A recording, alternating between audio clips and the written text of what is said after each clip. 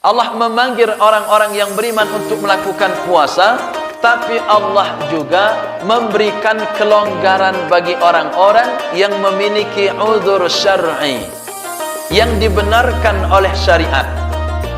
Nah, orang-orang yang dibenarkan oleh Allah Subhanahu wa taala boleh meninggalkan puasa, maka disinilah kita mesti mengkajinya jamaah sekalian.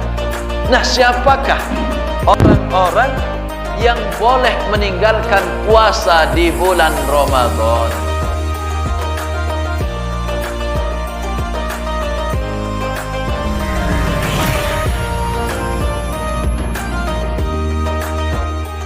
A'udzu billahi minasyaitonir rajim. Bismillahirrahmanirrahim. Uhayyikum bitahiyyatil Islam. Assalamualaikum warahmatullahi wabarakatuh.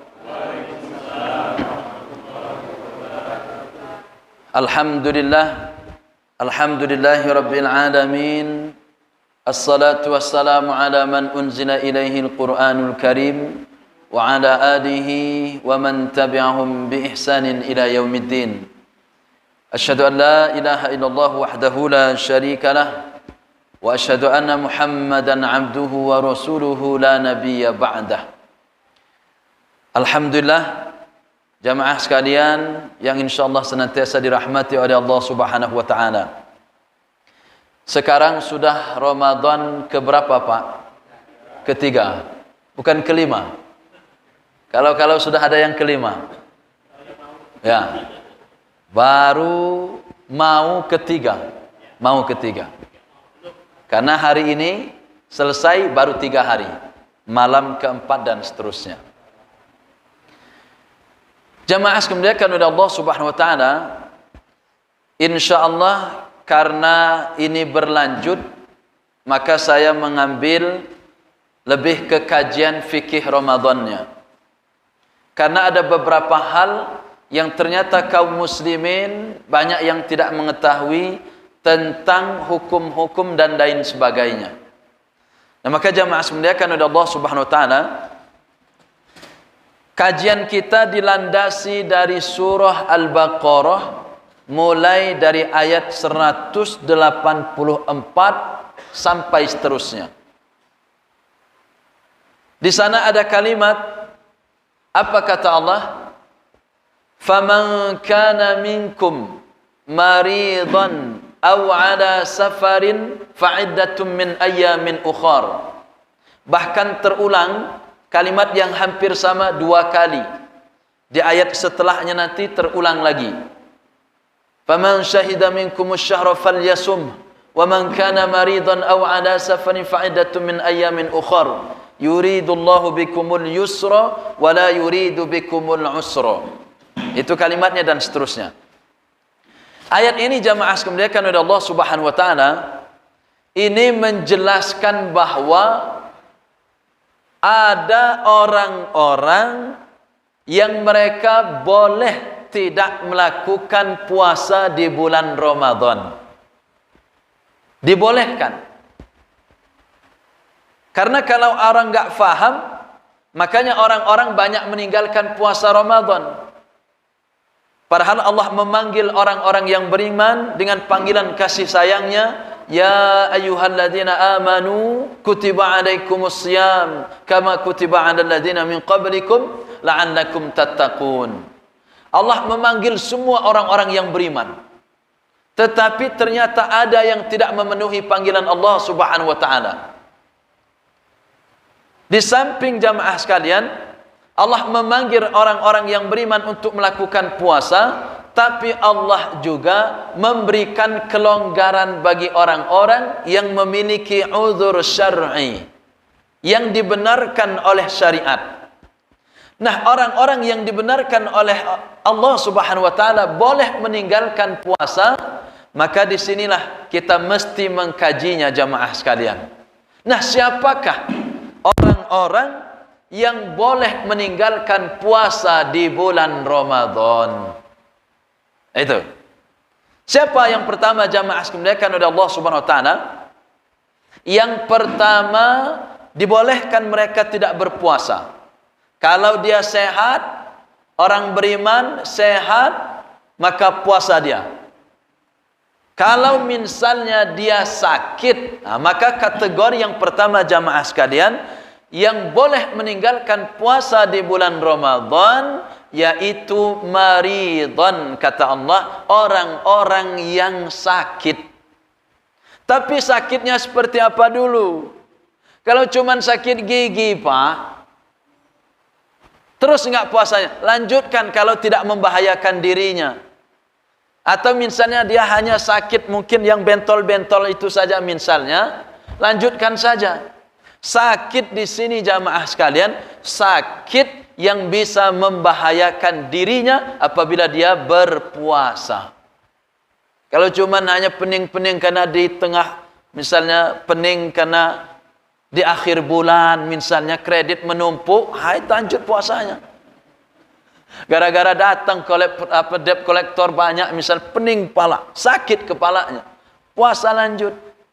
Tapi kalau peningnya itu bisa membahayakan dirinya jamaah sekalian, maka boleh dia berbuka. Nah, jumhur jamaah sekalian bersepakat bahwa orang-orang yang sakit, yang menimbulkan gangguan yang serius dan memudaratkan dirinya, jumhur ulama sepakat boleh orang tersebut meninggalkan puasa. Dengan syarat apa? Nanti kita lihat. Karena sakit ini jamaah sekalian, ada yang sakit kemungkinan sembuh dan ada yang sakit kemungkinan tidak akan sembuh. Nah, itu yang kita kaji jamaah sekalian. Ada juga orang yang dikategorikan sakit adalah orang yang sangat tua renta. Badannya sehat, tapi sering lupa, sering pikun. Tapi kalau dia lapar sedikit, pingsan. Tapi kalau dia makan minum, sehat dia. Bagaimana orang seperti ini? Nanti kita pun akan bahas di dalamnya. Nah, yang pertama jamaah sekalian, sakit. Orang sakit secara normal. Artinya dia, kalau sakitnya ini membahayakan dirinya jika dia berpuasa, maka dia dibolehkan dengan syarat nanti fa'iddatum min ayyamin ukhar, kata Allah, dia wajib mengganti di bulan-bulan yang akan datang atau di hari-hari yang lain. Itu jamaah sekalian, ini orang yang sakit.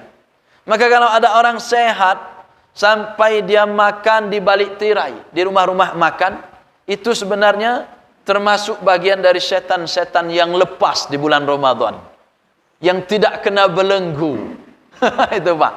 Kan kata Nabi bahwa di bulan Ramadan Allah membuka pintu surga selebar-lebarnya dan menutup pintu neraka serapat-rapatnya serta membelenggu para setan. Tapi ingat, setan itu menurut jumhur ulama adalah sebuah sifat. Sifat dari seseorang ataupun dia jenis jin ataupun jenis manusia. Dari kata syatona. Syatona itu artinya jauh. Jauh dari rahmat Allah, jauh dari ampunan Allah, jauh dari maghfirahnya Allah. Inilah syatona. Orang yang memiliki kalimat syatona ini, maka dia dinamakan syaitan.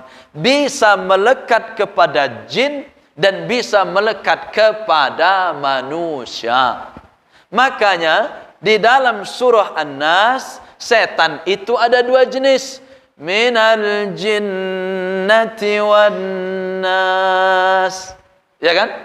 Alladzi yuwaswisu fi sudurin nas, yang membisikkan ke dalam hati atau ke dalam dada manusia, kata Allah Subhanahu wa taala. Minal jinnati, dari jenis jin, wan nas, minal jinnati wan nas, yaitu jenis jin dan jenis manusia. Jadi setan itu jamaah sekalian dua, dari jenis setan, jadi dari jenis jin dan juga dari jenis manusia. Manusia yang ngajak kita tidak berpuasa, manusia yang kerjaannya berjudi dan lain sebagainya, dia termasuk sudah punya sifat syatana, syaitan di dalamnya. Dia ngajak orang untuk membunuh, dia ngajak orang untuk berbuat mencuri dan lain sebagainya. Sebenarnya itu bagian dari syaitan. Itu makanya jamaah dimuliakan oleh Allah Subhanahu wa taala, orang yang tidak berpuasa di bulan Ramadan pun itu bagian dari syaitan yang berwujud manusia. Minal jinnati wan nas. Ini jamaah sekalian. Orang yang sakit, boleh mereka meninggalkan puasa? Boleh. Jika sakitnya mengkhawatirkan akan dirinya atau membahayakan akan jiwanya.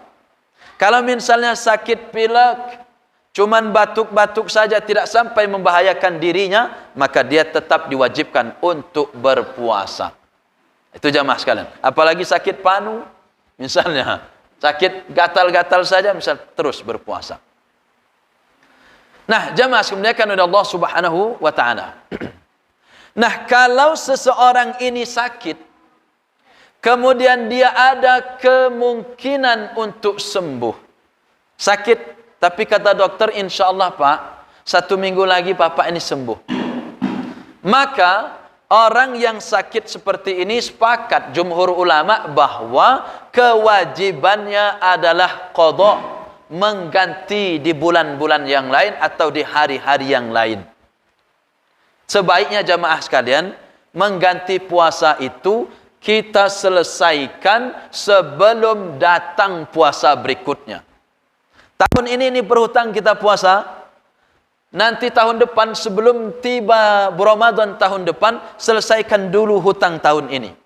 Itu sebaiknya begitu jamaah sekalian. Walaupun menurut sebagian ulama, nggak masalah. Kalaupun misalnya dia belum mampu segala macam, atau mungkin keadaan yang lain, sehingga tertumpuklah hutangnya bertumpuk-tumpuk. Yang penting dia harus menggantinya di hari-hari yang lain. Itu jamaah sekalian. Kalau misalnya dia sakit dan sakitnya ini menurut dokter juga ini tidak akan sembuh, sudah koma. Ariel Sharon menurut berita itu komanya 8 tahun Pak. Antara la yamutu wa la yahya. Wajar, mungkin itu siksaan dari Allah. Ariel Sharon, mantan Perdana Menterinya Israel, Zionis laknatullah alaihim. Itu la yamutu wa la yahya selama 8 tahun. Menurut berita. Jadi dia dikasih alat pembantu pernapasan itu kurang lebih antara hidup dan mati 8 tahun. Bayangkan jamaah sekalian. Bisa jadi ada orang yang koma 1 tahun misalnya. Dia seorang muslim. Bagaimana orang seperti ini? Dan mungkin menurut dokter, ini nampaknya kesembuhannya sedikit Pak. Hidupnya ini, biasanya dokter juga ada perkiraan. Walaupun Allah yang menentukan kehidupan dan kematian kita, tetapi dengan terbatasnya ilmu manusia, ada yang dengan keilmuan yang ada, maka itu bisa memprediksi setidaknya. Ada orang yang mungkin kata dokter, 20% Pak kemungkinan hidup, 80% kemungkinan meninggal dunia. Nah, orang-orang yang seperti ini jamaah sekalian, kalau tidak ada harapan untuk sembuh, maka dia kita wajibkan bayarkan fidyah. Fidyah setiap hari memberi 1 orang miskin. Bagaimana sebaiknya membayar fidyah itu jamaah sekalian? Pendapat yang paling kuat, membayar fidyah itu ditunaikan setiap hari bulan Ramadan. Walaupun ada pendapat sebagian mengatakan boleh dijamak, tapi yang paling afdal jamaah sekalian, ta'amu miskin, memberi makan setiap orang miskin setiap hari di bulan Ramadan. Kalau hari ini dia tidak berpuasa, maka hari ini dia memberi makan fakir miskin, terus besok pun memberikan terus dan seterusnya. Itu yang lebih afdal, karena diibaratkan menggantikan puasa yang dia tinggalkan setiap harinya itu, bukan dijamak. Nah itu. Walaupun ada pendapat sebagian kecil membolehkan menjamak, sehingga diborong 30 orang miskin satu sekaligus. Itu. Nah, kemudian jamaah dimuliakan oleh Allah Subhanahu wa taala, bagaimana dengan keadaan orang-orang yang sudah sangat tua renta? Kakek kita, nenek kita yang tadi sudah kami ceritakan sudah sangat tua renta. Jadi kalau dia misalnya berpuasa baru setengah hari saja pingsan, atau misalnya dia berpuasa bisa justru menambah penyakit bagi dirinya misalnya, maka orang yang sudah tua renta tersebut jamaah sekalian cukup juga dibayarkan fidyahnya setiap hari memberi makan 1 orang miskin. Ini termasuk jenis maridhan. Faman kana maridan aw ala safarin fa'iddatum min ayyamin ukhar. Jadi orang seperti ini jamaah sekalian termasuk kategori orang-orang yang sakit. Walaupun dia sudah tua renta tetapi tidak kuat lagi untuk berpuasa, dia tergolong orang-orang yang sakit dengan syarat dia tidak qada tetapi dibayarkan fidyah, memberi makan satu orang miskin setiap hari. Berapa hitungannya? Maka jamaah sekalian oleh Allah SWT, satu hitungan makan kita dalam satu hari.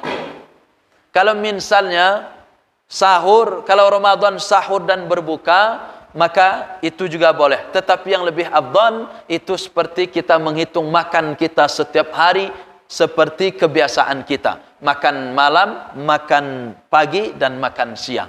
Itu yang jauh lebih aman.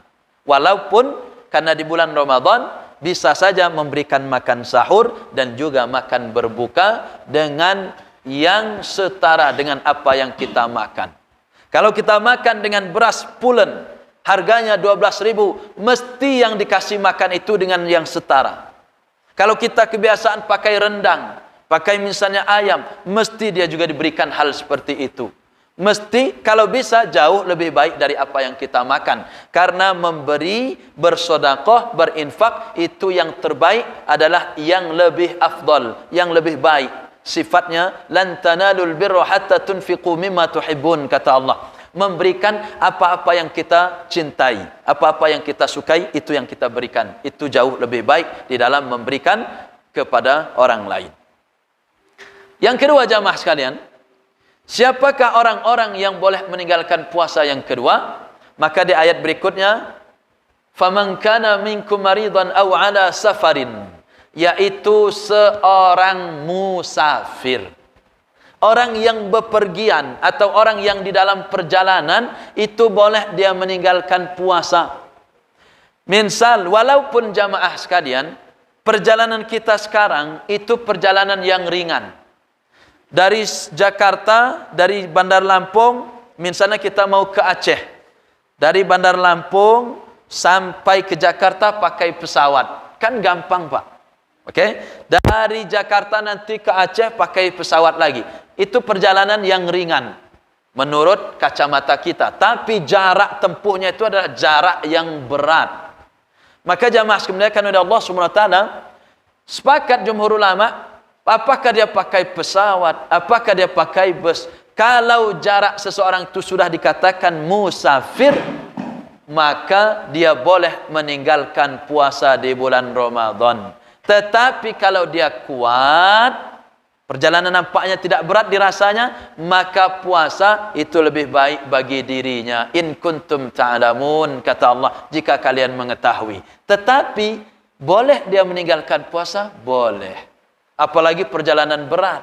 Musafir pakai bus ke Jawa Timur misalnya, atau nyupir sendiri ke Jawa Timur, berat rasanya. Boleh dia meninggalkan puasa dengan syarat dia harus fa'iddatum min ayyamin ukhar, mengganti di bulan-bulan atau di hari-hari yang lain. Ini jamaah sekalian.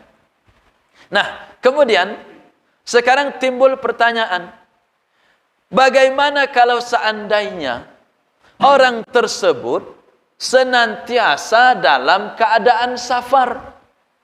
Apa contohnya? Masinis, ya kan? Sopir bus, sopir truk, ya kan Pak? Safar terus dia, ngangkut sawit dari Medan ke Bandar Lampung, terus gitu. Bertahap lagi, berhenti di jalan, dan lain sebagainya. Ini orang termasuk dalam keadaan safar. Sekaligus memang dia mencari ma'isyah untuk keluarga dan lain sebagainya. Maka jamaah sekalian, inilah juga yang menjadi pendapatnya Imam Ibnu Taimiyah dan Imam Syekh Utsaimin. Apa kata mereka? Orang yang hampir selalu bersafar setiap hari, seperti pilot, kemudian juga supir truk, kemudian masinis, dan semacamnya.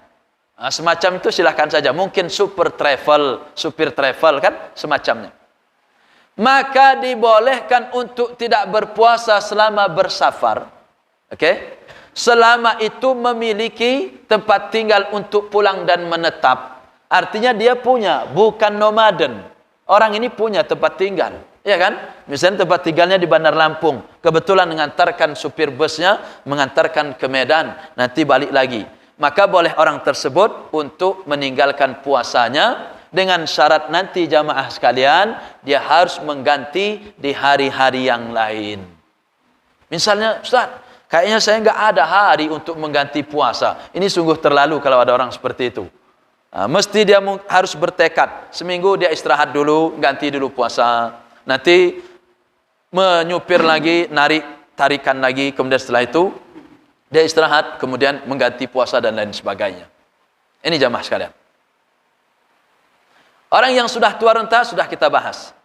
Nah, sekarang jamaah sekalian, orang yang boleh meninggalkan puasa di bulan Ramadan berikutnya adalah orang yang hamil dan menyusui dengan alasan syar'i. Alasan syar'inya seperti apa? Maka ikhtilaf jamaah sekalian, berbeda pendapat. Pendapat para ulama panjang. Bahkan minimal ada 7 pendapat yang membahas tentang orang yang hamil dan menyusui ini. Nah, bagaimana pendapat-pendapat mereka?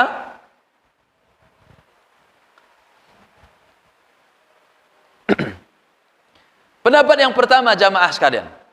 Pendapat yang pertama, apabila, ini ibu-ibu nih mesti, atau mungkin istri-istri kita, atau anak-anak perempuan kita, apabila wanita hamil atau menyusui itu, wanita hamil atau menyusui, mereka khawatir terhadap janin, mereka khawatir terhadap janin, bukan dirinya, khawatir terhadap janinnya atau terhadap bayinya, itu Pak, jadi khawatir terhadap itu, maka dia wajib qadha dan membayar fidyah.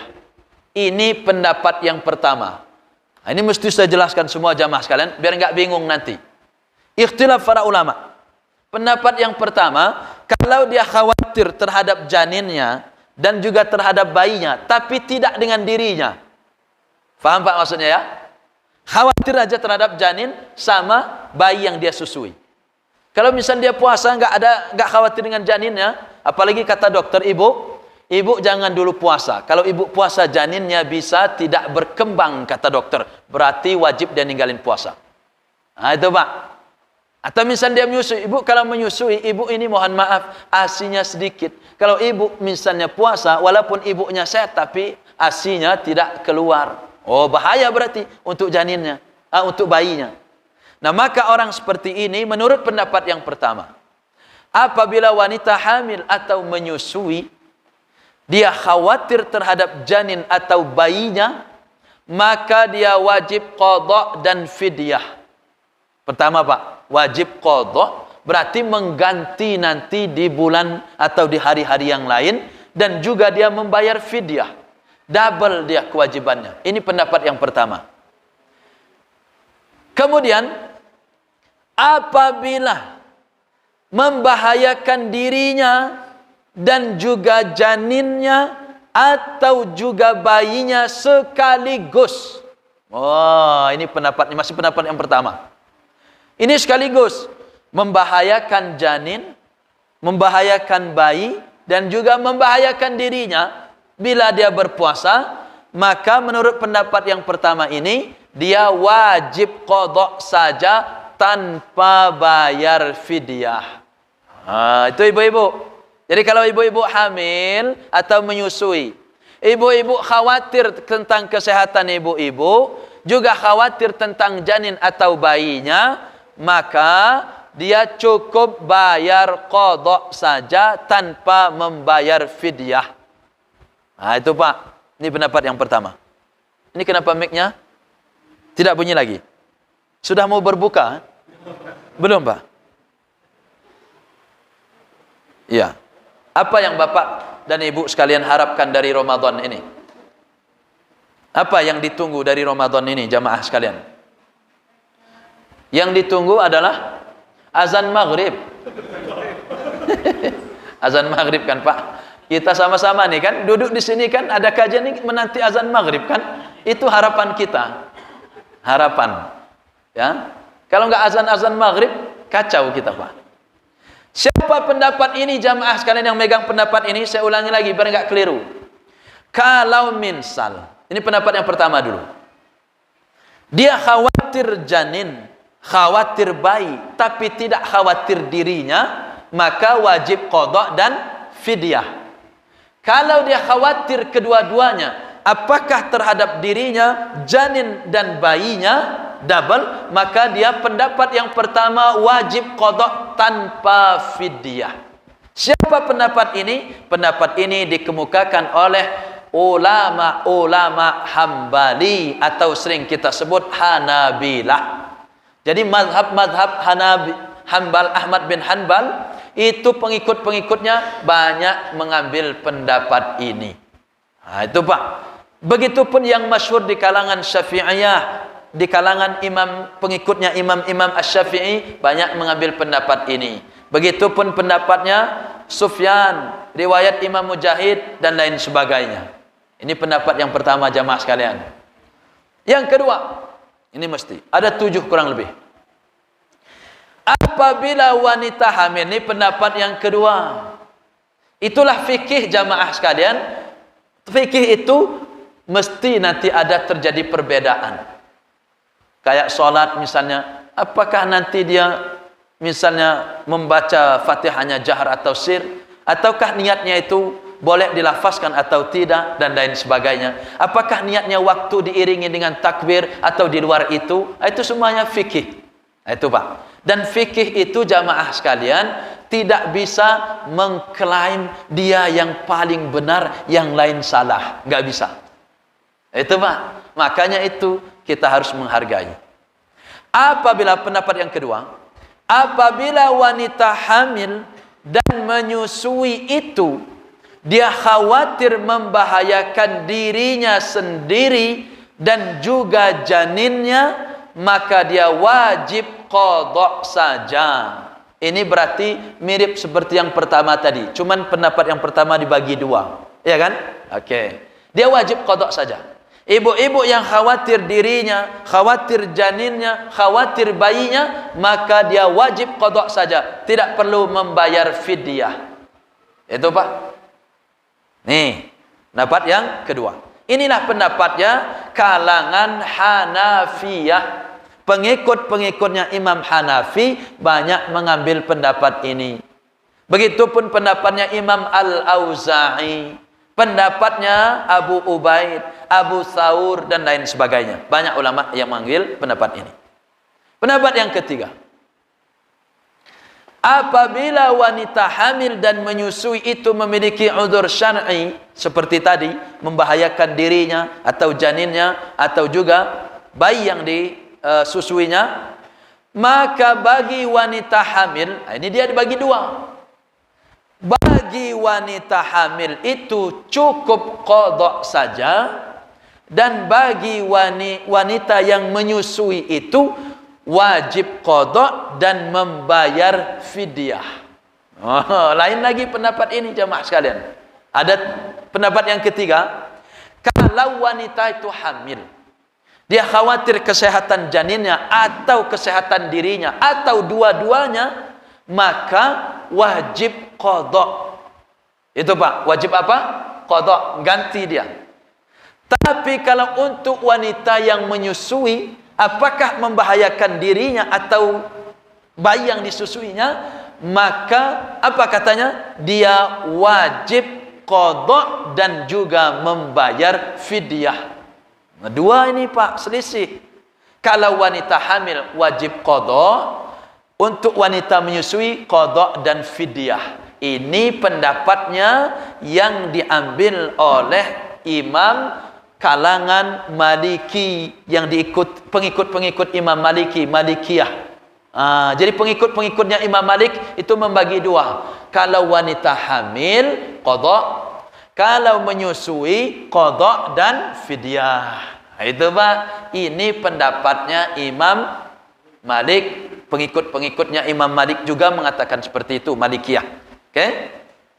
Dan yang keempat, ini kalau begini Ustadz banyak benar pendapatnya. Nanti kita simpulkan. Silakan nanti ditarik ya. Banyak memang pendapatnya. Mesti dijelaskan semuanya. Biar nanti kata Ustadz satu wajib qadha. Habis itu dia yang dengar kajian di sana fidyah aja katanya kan gitu. Kajian di sana qadha dan fidyah bingung akhirnya dia nggak ngaji lagi Pak. Karena kebingung udahlah nggak usah ngaji lagi. Nah, maka penting kami jelaskan seperti itu jamaah sekalian biar nanti mendengar oh pernah dulu di Al-Ghafur kami dengar memang itu pendapatnya ini. Nah, yang keliru itu kalau hanya memaksa pendapat yang diambil oleh ustadznya itu. Kita katanya qadha yang fidyah itu salah, itu yang keliru Pak. Itu yang menjadikan kita itu pecah. Sebenarnya udah dibahas sama para ulama terdahulu. Oke.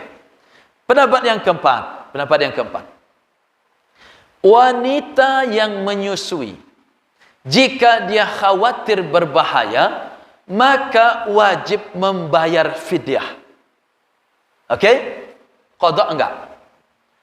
Dan wanita hamil wajib qadha. Itu Pak. Jadi wanita menyusui tadi dalam pendapat ini pendapatnya Imam Al-Hasan Al-Basri dan juga pendapat yang diambil dari riwayat Yunus bin Ubaid. Pendapat Imam Hasan Al-Basri, imam di Basrah, di Irak sana itu. Ini imam yang sangat terkenal. Bahkan qaulnya, kalimat-kalimatnya banyak dikutip oleh kaum muslimin. Imam Al-Hasan Al-Basri. Beliau mengatakan bahwa untuk wanita yang menyusui, jika dia misalnya jamaah sekalian khawatir berbahaya untuk dirinya atau untuk bayinya, maka cukup dia membayar fidyah tanpa qadha. Menyusui. Orang yang hamil menurut beliau dia wajib qadha saja tanpa membayar fidyah. Oh, banyak pendapatnya Pak. Ini Imam Hasan Al-Basri.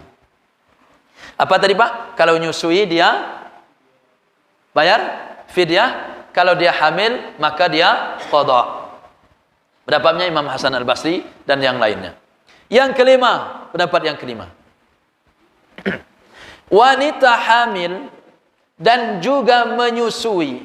Pendapat yang kelima. Wanita hamil dan menyusui boleh memilih antara fidyah dan qadha. Oh, ini pendapatnya jamaah sekalian. Mesti ini yang paling banyak diambil oleh mayoritas kaum muslimin. Saat saya pendapat yang kelima aja. Milih aja kalau gitu. Mana yang teringan katanya? Ternyata bayar fidyah. Jamaah sekalian. Boleh. Selama ikhtilaf jamaah sekalian, maka boleh kita amalkan.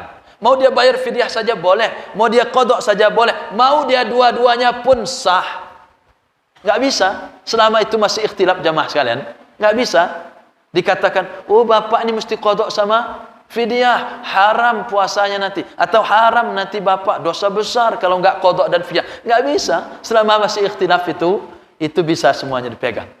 Itu. Maka pendapat yang kelima jamaah sekalian, ini pendapat yang dikemukakan oleh Imam Ibnu Hazm. Beliau termasuk ahli fikih dan juga pendapatnya Az-Zahiri.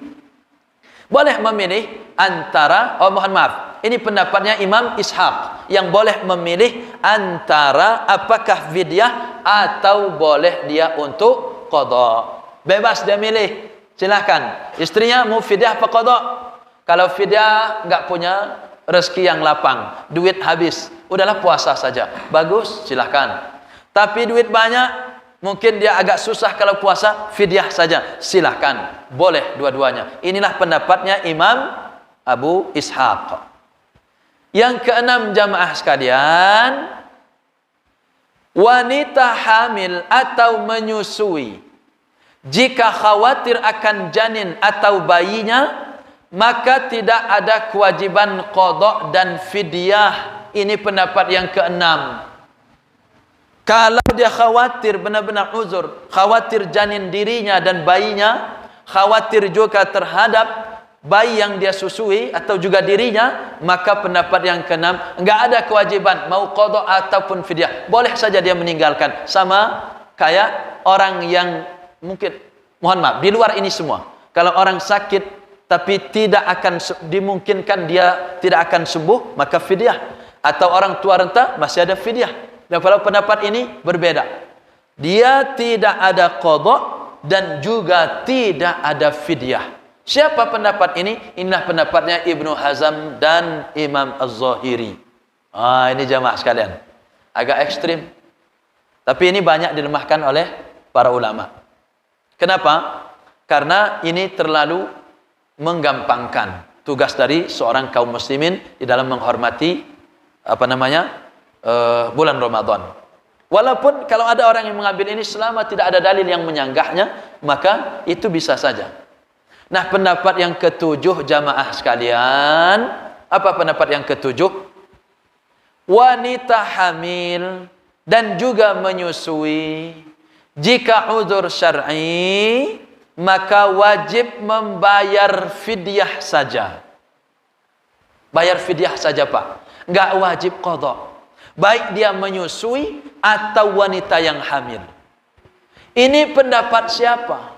Boleh nanti jamaah sekalian buka di buku fikih sunnah, biar nanti ngambil rujukan sahih fikih sunnah, nanti rujukan juga. Orang-orang yang boleh tidak berpuasa misalnya, silahkan saja. Nah, pendapat yang ketujuh jamaah sekalian, nampaknya ini yang lebih menenteramkan. Walaupun pendapat lain silahkan boleh dipakai, boleh. Tapi ini pendapat siapa? Ini pendapatnya sahabat yang cerdas. Namanya Ibnu Abbas. Pernah dengar Ibnu Abbas? Nama lainnya Abdullah bin Abbas. Sering disebut Ibnu Abbas. Pendapatnya siapa lagi? Pendapatnya Ibnu Umar, atau sering dinamain Abdullah bin Umar. Ini sahabat mulia, sahabat-sahabat. Pendapatnya siapa lagi? Sebagian ulama-ulama tabi'in. Siapa? Sa'id bin Musayyib, Sa'id bin Jubair, Al-Qasim bin Muhammad, kemudian Imam Atha, kemudian juga Imam Mujahid, kemudian Imam Taus, Ikrimah, Nakhai, dan lain sebagainya. Mereka semua ahli fikih, tapi nggak terkenal aja. Yang kita kenalkan cuman ada berapa? 4. Yang paling tua Hanafi, berikutnya Maliki, berikutnya Syafi'i, berikutnya Hambali. Itu yang paling kita kenal, yang paling masyhur. Di samping itu ada Al-Auza'i, ada Ikrimah, ada Atha, ada Taus, ada Imam Mujahid, Imam Ishaq, banyak yang lainnya. Bahkan Imam Hasan Al-Basri pun itu termasuk ahli fikih, tapi enggak masyhur saja. Makanya pendapat-pendapat mereka muncul kalau dalam ada ikhtilaf, itu biasanya dicantumkan oleh ulama-ulama penulis kitab fikih. Nah, bukan cuma 4 saja. Kalau 4 itu terlalu ringan, akhirnya diambil semua ulama-ulama yang concern di bidang fikih dan lain sebagainya. Maka pendapat yang ketujuh ini jamaah sekalian mengatakan bahwa orang yang uzur dalam hamil dan dia menyusui, maka cukup membayar fidyah saja tanpa qadha. Itu Pak, Bapak dan Ibu. Nah, itu pendapat yang ketujuh. Sebenarnya ada pendapat-pendapat ulama-ulama tabi'ut tabi'in, ulama-ulama kontemporer sekarang. Bahkan ini juga yang diambil oleh seorang ahli hadis yang sering kita dengar, mungkin Syekh Albani namanya. Itu beliau mengambil pendapat yang terakhir ini, pendapat yang ketujuh, yaitu wanita hamil dan menyusui kalau membahayakan dirinya atau ada udzur syar'i, maka dia cukup membayar fidyah saja tanpa qadha. Itu Pak dan Ibu sekalian muliakan oleh Allah Subhanahu wa taala. Tapi pendapat-pendapat yang lain, pendapat Lajnah Daimah, ada yang qadha tanpa fidyah dan lain sebagainya. Tapi karena terlalu panjang, maka kami singkatkan saja jamaah sekalian. Jam berapa Pak? Sudah mau azan belum? Oh belum. Lumayan juga. Ngoceh dari jam 5 sampai jam 6 nanti. Tapi insyaallah zahabaz zama'u wa batalatil 'urut wa sabatul ajru insyaallah nanti ya. Yang kelima Pak, ini yang kelima. Yang kelima apa? Orang yang memiliki sebab-sebab yang membolehkan tidak berpuasa, itu diantaranya juga jamaah sekalian, orang yang memiliki pekerjaan yang berat. Itu jamaah sekalian. Yang mana kalau misalnya dia tidak bekerja, maka hilanglah dia. Tidak memiliki nafkah, tidak bisa membeli apa namanya, sayur mayur, kemudian sembako dan lain sebagainya. Itu orang memiliki pekerjaan beras. Nah, maka ada yang perlu kita perhatikan. Jangan menggampangkan. Udahlah besok saya pokoknya kerja aja lah. Padahal niatnya biar enggak puasa Ramadan. Ini kacau Pak. Enggak boleh. Nah, maka orang yang demikian menurut jumhur ulama tetap dia diwajibkan meniatkan dirinya untuk berpuasa. Orang yang memiliki pekerjaan di bangunan, mungkin dia gali sumur, mungkin dia mondasi rumah dan lain sebagainya.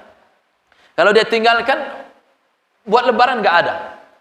Hanya memang pas-pasan, hanya untuk harian saja. Ya pas untuk beli hari itu habis. Orang-orang seperti itu kan, kita nggak tahu ekonominya. Bahkan mungkin dia untuk menutupi hutangnya harus kejar ini. Apalagi dikejar misalnya penagih hutangnya.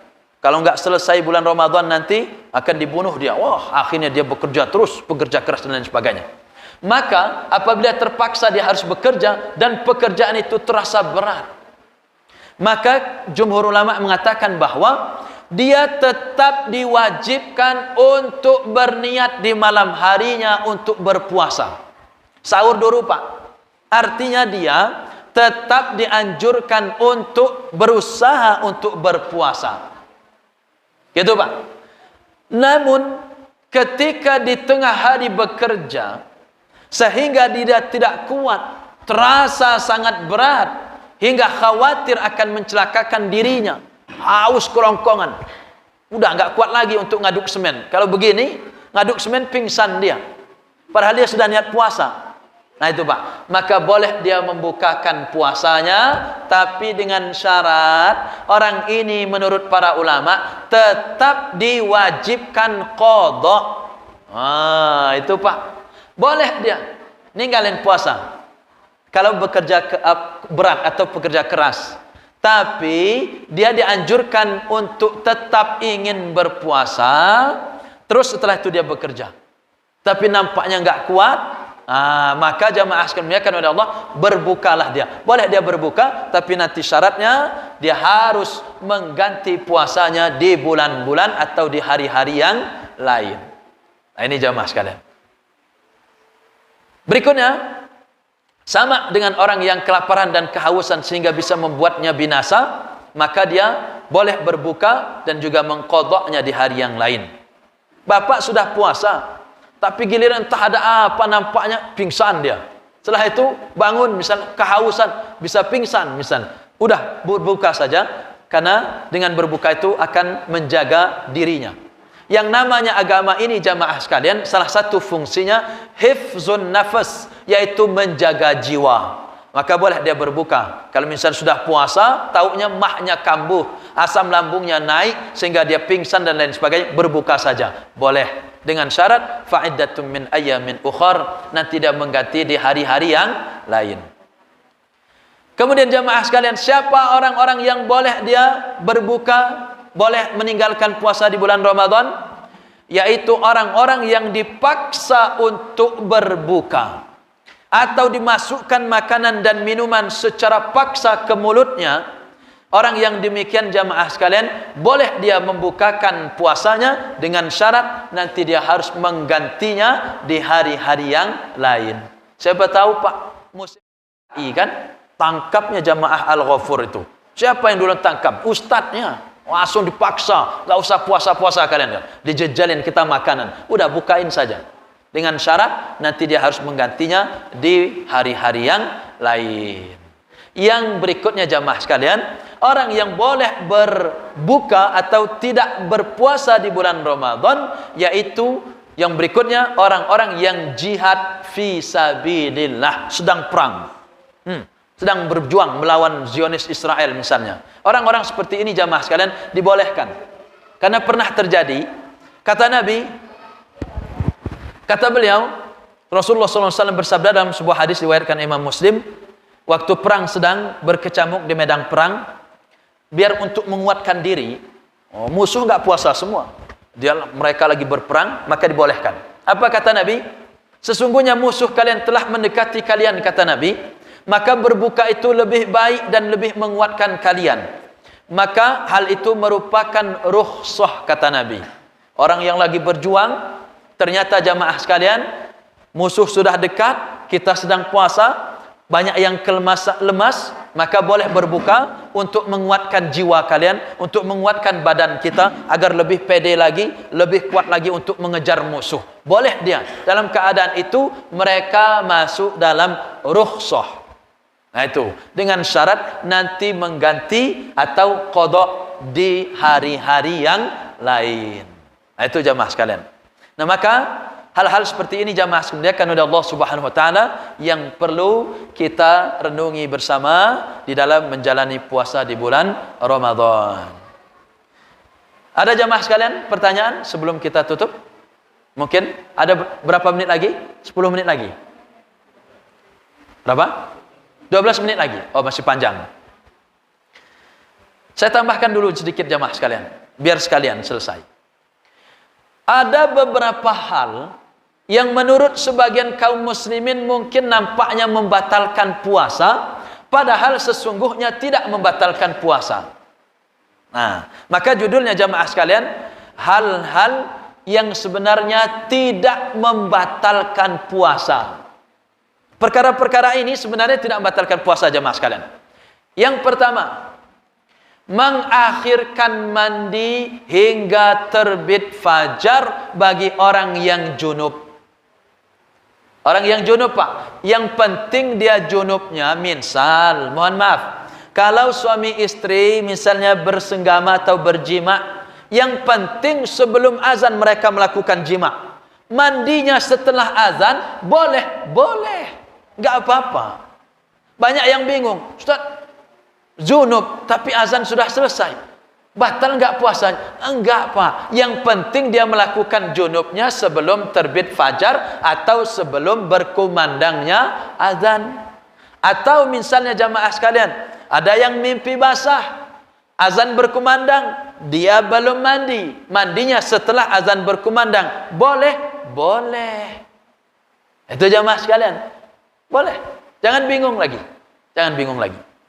Tapi kalau azan berkumandang, suami istri berjima, itu yang batal puasanya. Maka kafaratnya jamaah sekalian, mohon maaf, ini besarnya. Suami istri Pak dan ibu sekalian berjima, bersetubuh, kalau sudah lewat fajar, artinya sudah mulai masuk kewajiban untuk meninggalkan makan dan minum. Mereka bersenggama atau bersetubuh, apalagi di siang harinya, maka dia mesti kafaratnya jamaah sekalian. Ini suami istri padahal halal. Tapi kalau bersenggama di tengah bulan Ramadan, mereka gak mampu menahan syahwatnya, maka mereka mesti puasa syahraini mutatabi'aini. Puasanya, kafaratnya mereka walaupun cuma sehari yang dilanggar gara-gara berjima di siang hari atau setelah terbitnya fajar, maka dia wajib puasa syahraini mutatabi'aini, puasa 2 bulan berturut-turut. Wah, itu suami istri Pak. Bagaimana anak-anak muda yang belum ada ikatan pernikahan, mereka berzina di bulan Ramadan. Na'udzubillah min dzalik Pak, dosanya besar berlipat-lipat. Suami istri saja yang sudah sah, itu masih diwajibkan kafaratnya oleh Allah. Apa kafaratnya? Syahraini mutatabi'ain, berpuasa 2 bulan berturut-turut. Kalau enggak mampu memberi makan 60 orang miskin. Nah, itu Pak kafaratnya, padahal pasangan halal. Apalagi naudzubillah min dzalik di luar itu. Naudzubillah. Nah, jamaah sekalian, itu yang pertama. Berikutnya, berkumur-kumur dan istinsyaq. Itu boleh. Oke, walaupun ada di kalangan Syafi'iyah itu makruh kalau kumur-kumurnya kelamaan. Apalagi ada yang masuk ke dalam Pak, batal. Ya kan? Kumur-kumur sama masukkan air ke hidung dalam berwudu boleh. Di bulan Ramadan boleh. Bahkan itu merupakan sunnah muakkadah. Waktu kita wudu, kumur-kumur, buang. Asal jangan ditelan air waktu kumur-kumur itu. Masukkan air ke hidung, boleh. Membuangkan itu, boleh. Oke? Walaupun dalam kalangan sedikit Syafi'iyah, pengikut-pengikut Imam Syafi'i ada yang memakruhkan. Hanya sebatas memakruhkan aja. Tapi jumhur mengatakan boleh, boleh aja. Enggak membatalkan puasa. Berikutnya, mandi di tengah hari puasa. Atau, mohon maaf jamaah sekalian, ada riwayat dalam fikih sunnah ada. Kita kalau lagi panasnya pol Pak, mandi akhirnya kita, atau keran itu kita ginikan kepala. Boleh enggak? Boleh Pak. Boleh aja, boleh. Itu tidak membatalkan puasa. Menurut pendapat yang paling kuat, tidak juga memakruhkan. Boleh aja. Sahabat pernah melakukan itu. Apalagi di Makkah Madinah Pak, pol panasnya. Keluar dari ruangan, keluar, Masya Allah, itu bagaikan kena tiup dekat dengan api unggun-unggun. Api unggun. Wah, itu luar biasa panasnya. Nah, para sahabat puasa. Dibiarkan oleh Nabi. Kalau seandainya makruh, tentulah Nabi sudah melarangnya. Nah, itu boleh Pak. Jadi kalau jamaah sekalian saking hausnya, kayak saya ini udah mulai haus banget nih. Nah itu. Tapi enggak, sudah ntar lagi nih. Misalnya menginikan kepala ini. Asal jangan sampai air yang netes itu ditelan Pak, itu yang batal. Hicanya dia membasahkan kepala, tapi air yang netes dari ini diisap. Wah, itu yang batal. Itu Pak, batal. Boleh, boleh mendinginkan kepala atau mandi. Menurut pendapat yang paling kuat boleh tatkala kita sedang kepanasan. Enggak makruh, enggak apa-apa. Silahkan. Berikutnya, ketika mencicipi makanan ketika ada kebutuhan. Boleh, boleh. Dan ini sudah masyhur. Asal jangan ditelan. Setelah dirasa, kemudian dibuang. Boleh. Tidak membatalkan puasa. Biasanya ibu-ibu bercumbu dan mencium istri bagi laki-laki. Begitupun wanita mencium suaminya boleh. Selama tidak berlebih-lebihan. Dan bisa menahan syahwat. Nabi dan para sahabat pernah melihat Nabi menciumin istrinya, itu menciumnya maksud kami, kemudian beliau dalam keadaan puasa, maka dengan dalil ini boleh. Nah, itu tidak berlebih-lebihan tapi boleh. Nah, itu memakai parfum dan wangian boleh, menggunakan siwak dan sikat gigi juga boleh, walaupun sebagian memakruhkannya apabila takut rasa pastanya itu mendominasi mulut kita. Bersiwak boleh, dianjurkan bersiwak. Kalau seandainya tidak memberatkan umatku, kata Nabi, niscaya aku wajibkan mereka untuk bersiwak. Nah, apalagi di bulan Ramadan. Menggunakan celak, menggunakan tetes mata, menggunakan tetes telinga, itu tidak membatalkan puasa. Nah, begitu jamaah sekalian yang dimuliakan oleh Allah Subhanahu wa taala. Demikian, mohon maaf atas segala kekurangan. Kepada Allah kita memohon ampun. Monggo kalau ada tanya jawab kami persilahkan. Ada Pak yang ingin bertanya?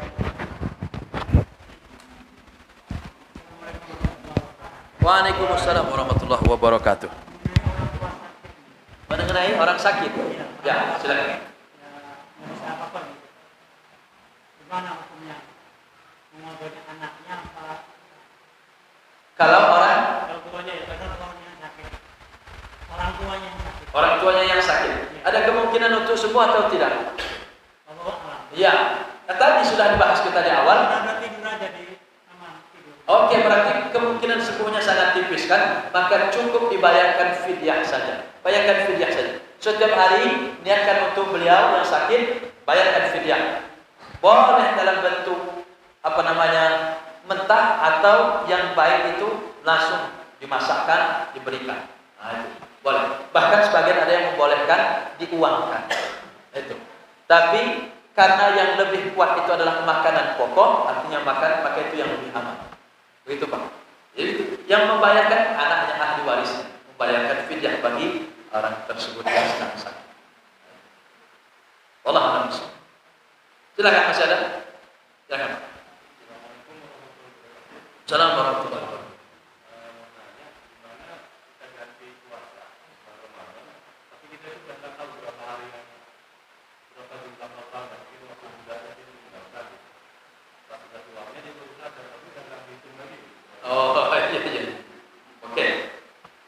Kalau kasusnya seperti itu jamaah sekalian, misalnya dia dulu waktu masih muda SMA banyak meninggalkan puasa, Entah berapa jumlahnya, wallahu a'lam bishawab. Setelah itu dia ngaji, hijrah, baru sadar ternyata dia mesti mengqadha puasanya. Tapi dia tidak tahu puasa-puasa berapa yang dia tinggalkan. Kalau sudah hal seperti itu jamaah sekalian, maka pendapat yang paling kuat, cukup dia taubat kepada Allah Subhanahu wa taala, maka kedepannya dia nanti memperbaiki. Atau dia mengingat saja berapa yang dia ingat. Kalau misalnya dulu mungkin kayaknya waktu dulu itu hanya 10 misalnya, maka dia ganti yang 10 itu.